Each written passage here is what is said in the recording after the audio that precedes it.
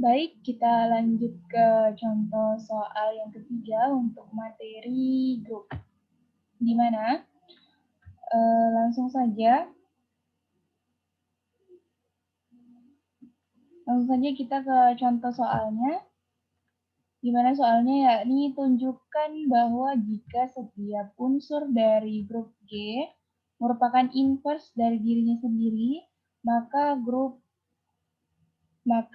G grup abelian. Abelian di sini yakni kata lain dari grup komutatif. Penyelesaiannya itu cukup mudah saja karena kita cukup membuktikan grup G itu merupakan inverse dari dirinya sendiri atau tidak. Penyelesaiannya, ambil sembarang A, B elemen dari G, diberikan bahwa A itu sama dengan A inverse atau A pangkat minus 1, dan B itu sama dengan B inverse atau B pangkat minus 1. Juga karena G grup, maka operasi bintang pada G bersifat tertutup.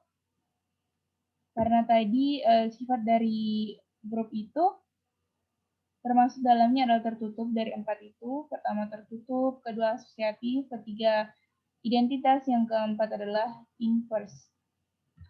Karena dia grup, maka dia juga artinya memiliki sifat tertutup.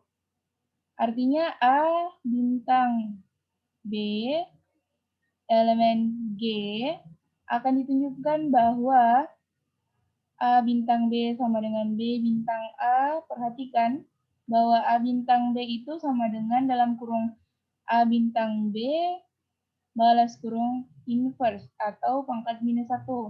Dengan menggunakan teori grup, maka berlaku A bintang B inverse atau A bintang B pangkat minus 1 sama dengan B inverse atau B pangkat minus 1, bintang A pangkat minus 1 atau A inverse sama dengan B bintang A, maka terbukti bahwa A bintang B sama dengan B bintang A, jadi grup G itu adalah grup abelian atau grup komutatif.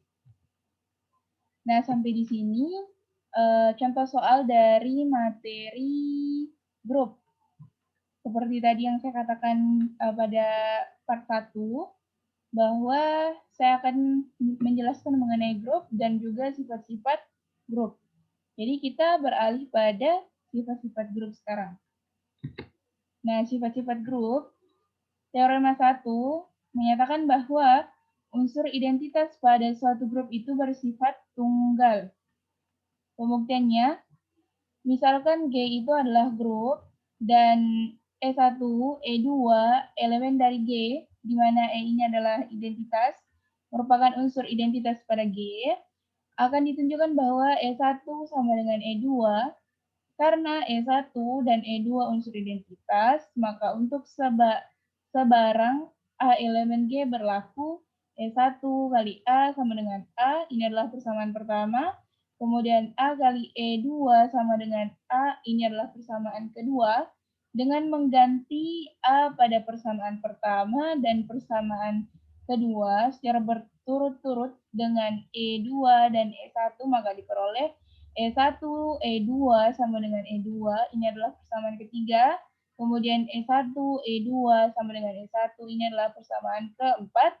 Dan berdasarkan persamaan 3 dan 4 ini, maka diperoleh E1 sama dengan E2. Jadi terbukti bahwa unsur identitas pada suatu grup itu adalah bersifat tunggal. Kita lanjut pada sifat-sifat grup teorema kedua. Teorema kedua menyatakan bahwa inverse anggota pada suatu grup itu bersifat tunggal. Buktinya, ambil sebarang A elemen G atau A anggota G dengan BC elemen G atau BC anggota dari G yang merupakan inverse dari A, akan ditunjukkan bahwa B sama dengan C. Karena B dan C adalah inverse dari A, maka berlaku B kali A sama dengan E. E tadi adalah identitas, ini adalah persamaan pertama. Kemudian A kali C sama dengan E. E ini adalah identitas, ini adalah persamaan kedua. Kemudian perhatikan bahwa B itu sama dengan B kali E, di mana E itu unsur identitas.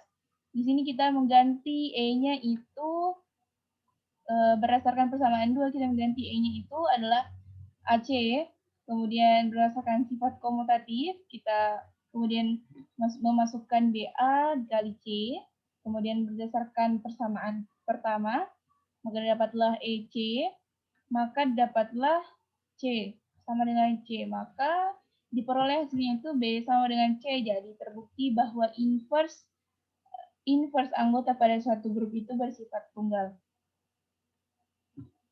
Kemudian untuk teorema yang ke 3, 4, dan 5, kita lanjut ke part berikutnya.